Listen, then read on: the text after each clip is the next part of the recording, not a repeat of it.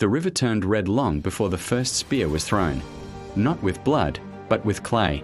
For generations, the river Endelus separated two great tribes, the Ekon of the forest and the Baraka of the plains.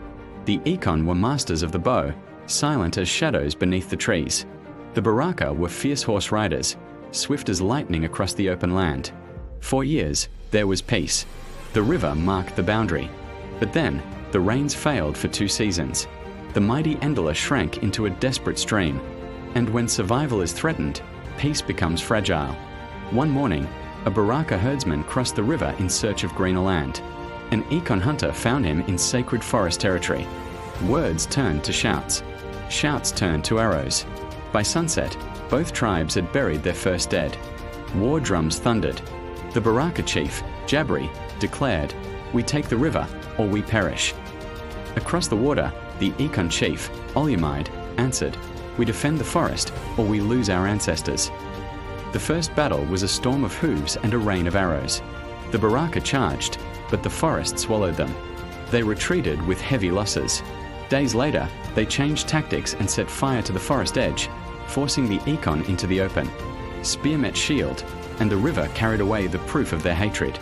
But on the 7th night, something unexpected happened. A group of children from both tribes, who once played together, went missing. Scouts searched the battlefield but found nothing. Instead, they discovered the children together in a cave near the dying river, sharing the last of their food.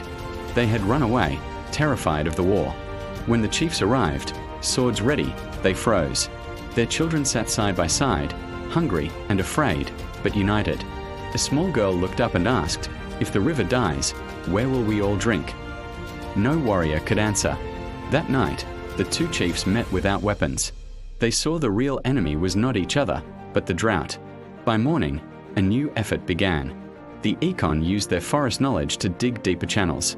The Baraka used their strength to clear debris. Together, they worked to save the river. The rains eventually returned. The war became a story elders told not with pride, but as a warning. The tribes learned a hard truth. Sometimes the greatest enemy isn't the one across the river, but the pride that blinds you to the real danger.